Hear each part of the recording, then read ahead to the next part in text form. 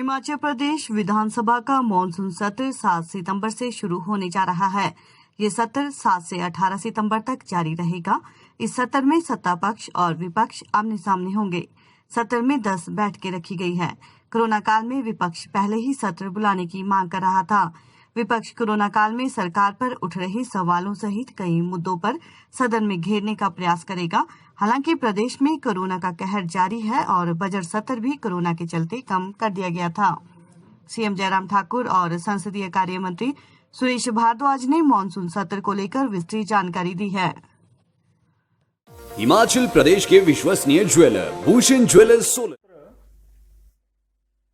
7 सितंबर को शुरू होने वाला है और ये 13वीं विधानसभा का 9वां सत्र होगा और इसका समापन 18 तारीख को होगा। मैं ये कहना चाहता हूं कि कोरोना के कारण 23 मार्च को बजट सत्र स्थगित कर दिया गया था और 6 महीने के अंदर अंदर इस विधानसभा के सत्र को बुलाना होता था। तो हिमाचल प्रदेश सरकार ने और माननीय महामहिम गवर्नर महोदय ने इसके लिए संतुति दी है। तो 7 तारीख को दोपहर बाद इसका शुभारंभ होगा। लगभग 10 सिटिंग्स होंगी। शासकीय प्रशासकीय कार्य इसमें 10 दिनों में आएंगे और प्राइवेट मेंबर डे भी इसमें रहेगा। तो कुल मिलाकर के मैं ये कहना चाहता हूँ कि इस मानसून सत्र में महत्वपूर्ण विषय आने वाले हैं जिसके ऊपर माननीय विधायक प्रश्न दे सकेंगे और एक विधायक कम से कम या अधिक से अधिक 50 प्रश्न दे सकते हैं। अलग अलग विषयों के ऊपर वो चर्चा मांग सकते हैं। एक वर्ष में 35 सिटिंग पूरी करनी होती है। बजट सेशन में हमने 15 सिटिंग्स पूरी की थी और 10 सिटिंग जो हैं वो इस मानसून सत्र में पूरी होंगी। आने वाले जो शीतकालीन सत्र होगा शेष बची हुई सिटिंग उसमें पूरी हो जाएंगी। एक तो मैं ये कहना चाहता हूँ। दूसरा मैं ये कहना चाहता हूँ कि कोविड-19 के कारण जो भय लोगों के बीच में है, जो समाज के बीच में है, और ये कोरोना वायरस आज भी समाज में वैसे ही है जैसे मार्च के महीने में था।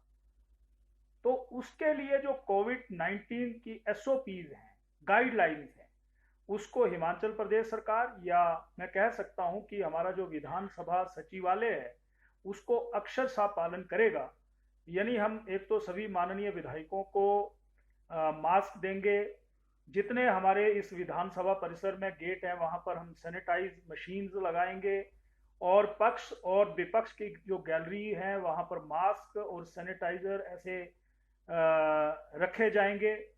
ये मैं कहना चाहता हूं और प्रतिदिन इस विधानसभा परिसर को जो है वो सैनिटाइज किया जाएगा।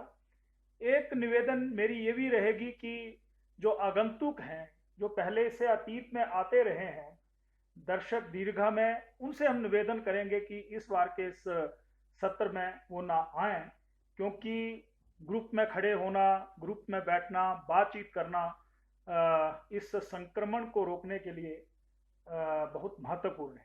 मैं पत्रकार भाइयों से भी निवेदन करना चाहूँगा कि एक अखबार के एक ही व्यक्ति जो भी वो चिन्हित करते हैं अखबार वाले वो रहें।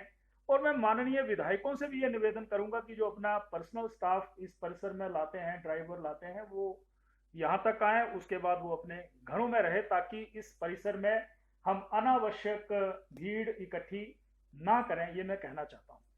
दूसरा मैं ये कहना चाहता हूँ कि जो हमारी ऑफिसर्स हैं, ऑफिसर्स भी कम तादाद में आएंगे। जिन ऑफिसर्स का, जिन मंत्रियों का इस सदन में विषय बिंदु होगा उन्हीं को वो यहाँ पर बुलाएं तो मुझे लगता है कि अच्छा रहेगा। और जो हमारी विधायकों की सीट्स हैं, चाहे वो सत्ता पक्ष है, विपक्ष है, वहाँ पर हम पॉलीकार्बोनेट शीट्स लगाने वाले हैं। बीच में ये शीट लगेगी। ये भी हमने इस कोविड-19 के अंतर्गत एहतियात के तौर पर ये बात सोची है।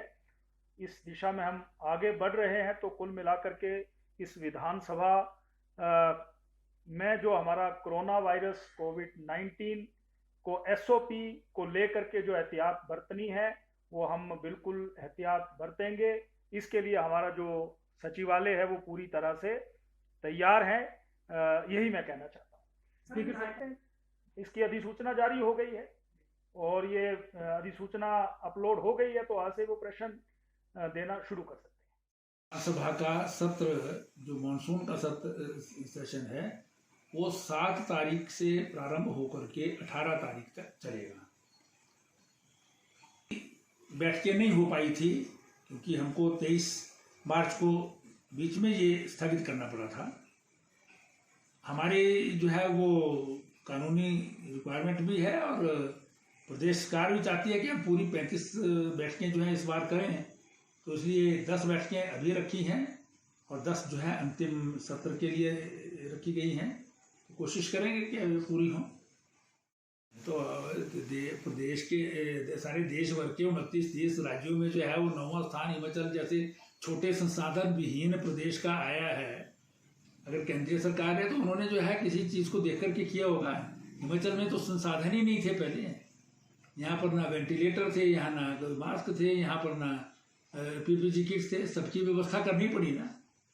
तो इन सब व्यवस्थाओं को देखते हुए ये जो आपका पहला प्रश्न था उसका जवाब भी है ये कि 9वां स्थान जो है 9वीं रैंकिंग प्राप्त की है। तो हिमाचल प्रदेश का बहुत अच्छा काम रहा है।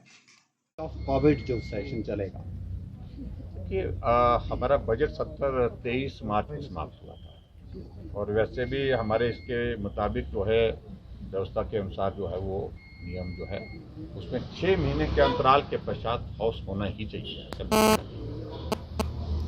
मानसून सेशन हमारा आमतौर पर 5-6 दिन का होता है, इससे ज़्यादा होता नहीं था।